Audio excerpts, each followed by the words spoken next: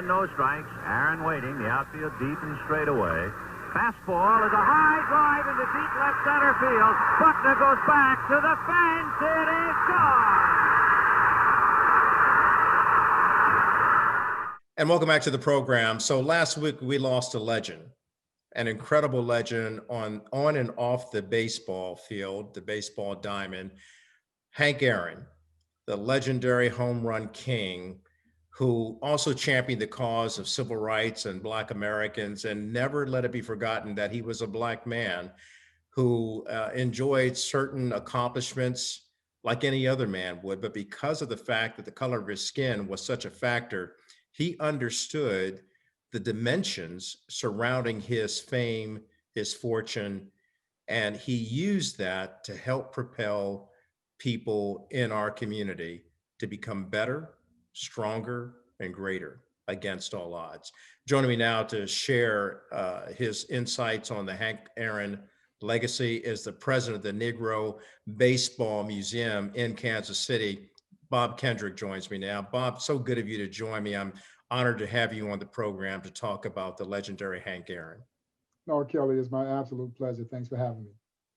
Hank Aaron, what did he mean to you? Did you have the occasion to meet him being there at the Negro League Baseball Hall of Fame? And what has he meant for, I'm sorry, not the Hall of Fame, but the museum. What has he meant for them? Well, he meant everything to me because as a kid growing up in Crawfordville, Georgia, about 80 miles east of Atlanta, he was my favorite, all-time favorite Major League Baseball player. And every time we stepped on the sand lots, I was Henry Aaron. And all the other kids knew that I was going to be Henry Aaron. And I'm sure they were saying to themselves, dang, Bob always got to be Henry Aaron. Yeah, Bob's Henry Aaron. And so he was also my childhood idol. And, you know, it's rare that you get to meet your sports heroes. And sometimes when it does happen, they don't live up to what you thought they were going to be.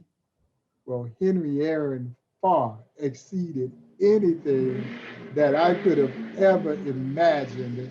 You know, when I had the opportunity to meet him first in 1998 out in Coors Field, well, in Colorado for the All-Star game that was being held in 1998, and then up close and personal when I got the opportunity to tour my childhood idol through the Negro Leagues Baseball Museum. One of the most amazing moments for me ever. And let me preface that, Kelly, by saying we've had presidents, US presidents tour this museum. We've had first ladies of these United States tour this museum.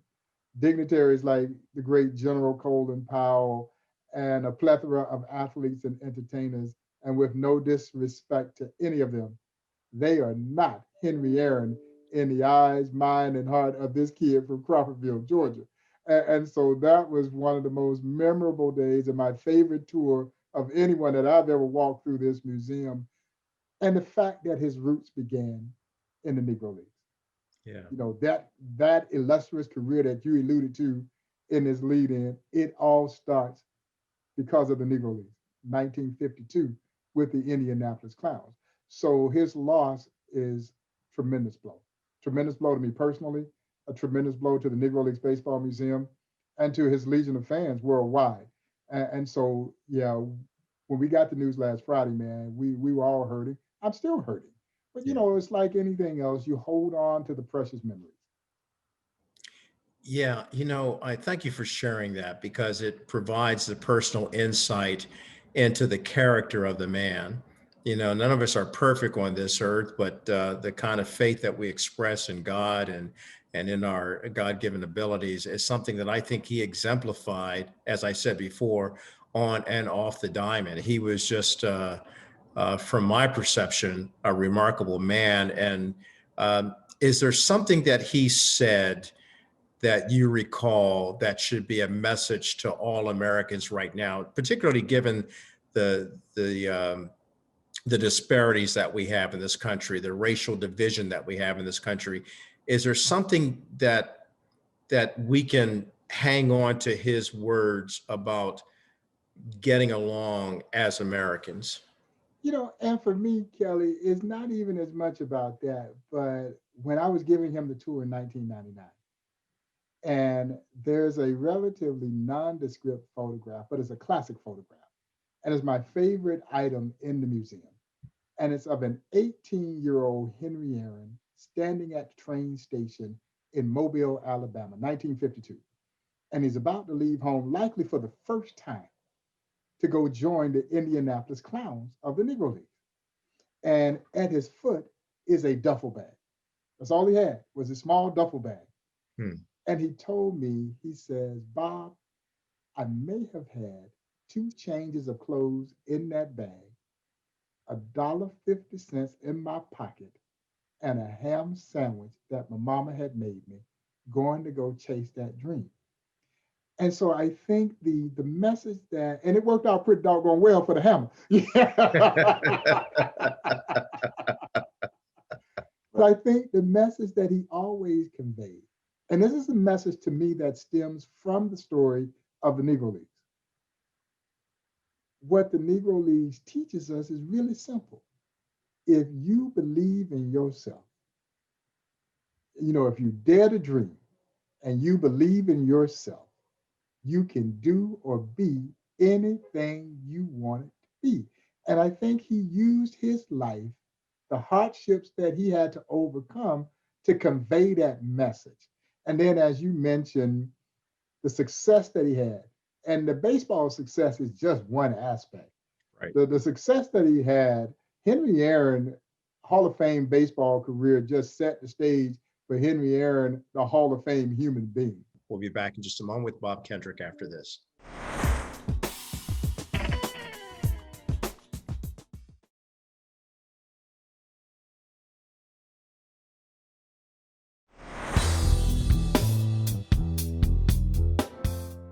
Welcome back to the program. So I'm having a quite an insightful and delightful conversation with Bob Kendrick. He is the president of the Negro League Baseball Museum there in Kansas City. And just for people who are watching us and perhaps really don't know where you're located, you're Kansas City, Kansas. Is that right? Kansas City, Missouri. Kansas City, Missouri. Historic Okay. 18th and Vine. KCK just crossed the river, but Kansas City, Missouri, historic 18th and Vine, the Jazz District, which was once a very proud, prominent African American community. And like a lot of urban areas, it had died. We built this museum a little over 30 years ago to help resurrect this community. And in essence, Kelly, do exactly what the Negro Leagues had done for Black communities across this country. Wherever you had successful Black baseball, you typically had thriving Black economies. And here we are now leading that effort, and people are living and working and playing again at historic 18th and Vine. But man, this place in its heyday, oh my goodness, it was a cultural crossroads where jazz and baseball intersected. The place was jumping. Anybody who was anybody made their way to Kansas City at historic 18th and Vine. That's why they made the song "Going to Kansas City." Kansas City, here I come. Kansas City, here I come.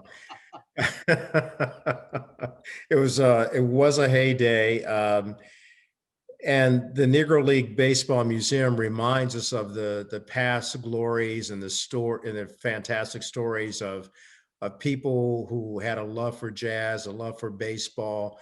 When they come to your museum, and I've fortunately had the pleasure of being there many, many years ago. I'm long overdue for a second visit. But what will they see when they come to the museum now? They'll get a story, a very powerful, compelling, inspirational story. Kelly, they will witness an America at her worst, but you also witness America at her triumphant best. Because out of the ashes of American segregation came this wonderful story of triumph and conquest. And man, it's all built on one small, simple principle. You won't let me play with you, then I'll just create a league of my own. And when you stop to think about that, that is the American way. So while America was trying to prevent them from sharing in the joys of her so-called national pastime, the American spirit is what allowed them to persevere and prevail.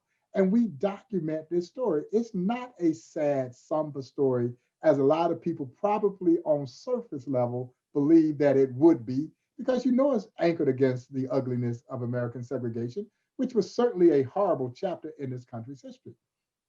This is a celebration, and we treat it as such. But it's the celebration of the power of the human spirit to persevere and prevail. These athletes never cried about the social injustice. They just went out and did something about it. And it is